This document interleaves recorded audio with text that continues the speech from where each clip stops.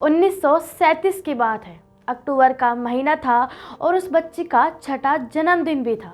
सुबह सुबह माँ ने उठाकर नहला धुलाकर नई फ्रॉक पहनाकर उस बच्ची को तैयार कर दिया। कुछ घंटों बाद एक दाई माँ आती है और उस बच्ची को पकड़कर एक अंधेरे कमरे में ले जाती है। उसकी फ्रॉक उठाई और एक तेज धारदार ब्लेड से उसकी योनि की बाहरी दीवार को काट दिया।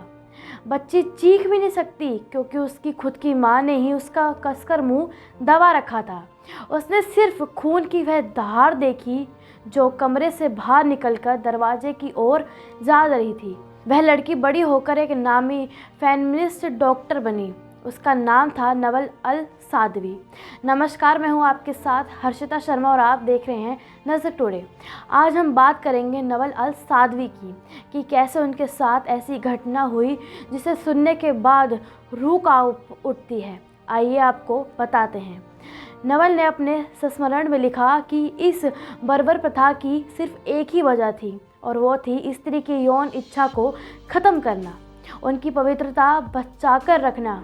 यौन इच्छा ही नहीं होगी तो किसी मर्द के साथ उसका बहक जाना, फिसल जाना और सो जाने की आशंका भी नहीं रहेगी। 86 साल पुरानी इस घटना पर आज 2023 में बैठकर हम क्या सोच रहे हैं? यही कि ये उस पुरातन युग की बात है। अब वर्जिनिटी कोई टैबू नहीं है।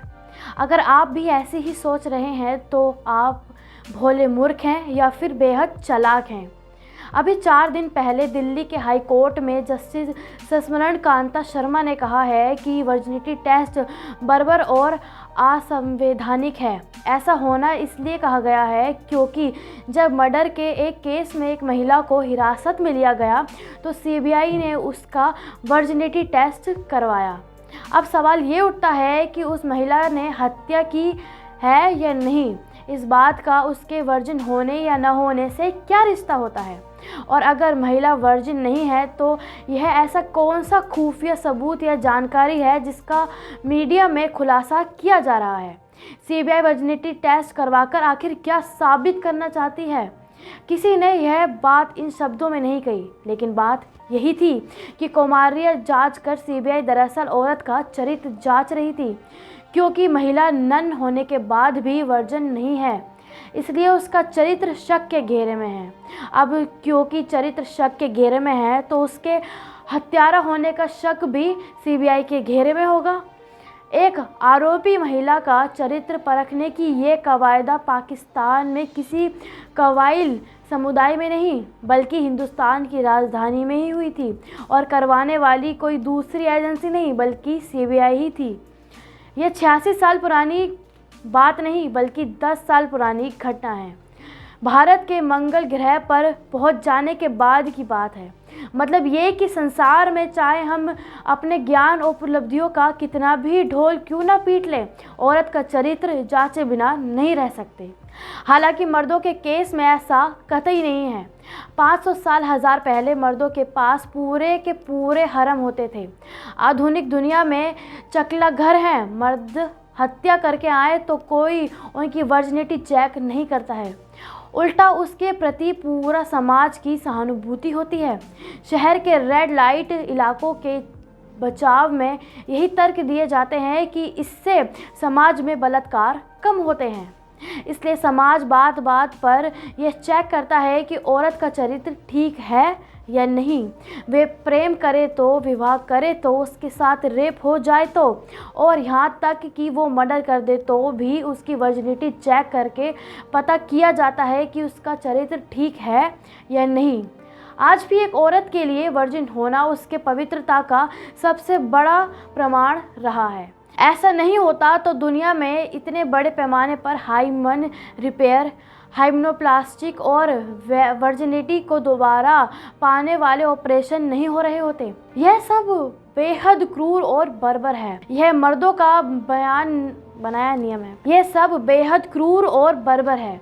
ये मर्दों का बनाया नियम है जो बदलती दुनिया में जितना बदला है उतना ही नहीं भी बदला है।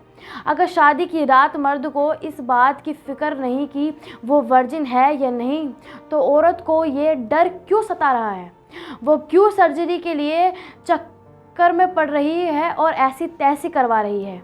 वो क्यों इस दुनिया की मक्कारी और क्रूरता के जाल में फंसती जा रही है और अपने शरीर पर चाकू छुरी चलवा रही है? वो क्यों इतना डर में जी रही है? वो डर रही है क्योंकि उसे डराया जा रहा है, और उसे सिर्फ उसका बॉयफ्रेंड या होने वाला पति ही नहीं बल्कि पूरा समाज डरा रहा है। उसे उसके माता पिता डरा रहे हैं, भाभी ससुराल वाले, रिश्तेदार, सिनेमा, संस्कृति, पुलिस, यहाँ तक कि सीबीआई, अदालत, सब डरा रहे हैं। सब डरा रहे हैं कि वर्जिनिटी उसकी महानता का, उसकी पवित्रता का, उसकी निष्ठा का और उसके समूचे वजूद का सबसे बड़ा सबूत है। उसके अलावा वो कुछ नहीं है। दिल, दिमाग, हृदय, बुद्धि, विवेक, ज्ञान कुछ भी नहीं है। और सबसे बड़ा भ्रम तो ये है कि दुनिया बदल गई है। और उस दिन दिल्ली हाई कोर्ट में मुजरिम के कटघरे में खड़ी सीबीआई अपनी सफाई पुलिस के धाराओं, कोड संहिताओं का तर्क दे रही थी। यकीन मानिए, सीबीआई समूचे अपनी हरकतों को जस्टिफाई कर रही थी। जब सीबीआई औरत की वर्जिनिटी जांच सकती है और उसे जस्टिफाई भी कर सकती है, तो आप लोगों का क्या ही करना है। बाकी आप लोगों को अपना भोलापन मुबारक हो। ऐसी तमाम खबरों के लिए देखते रहे नज़र टू।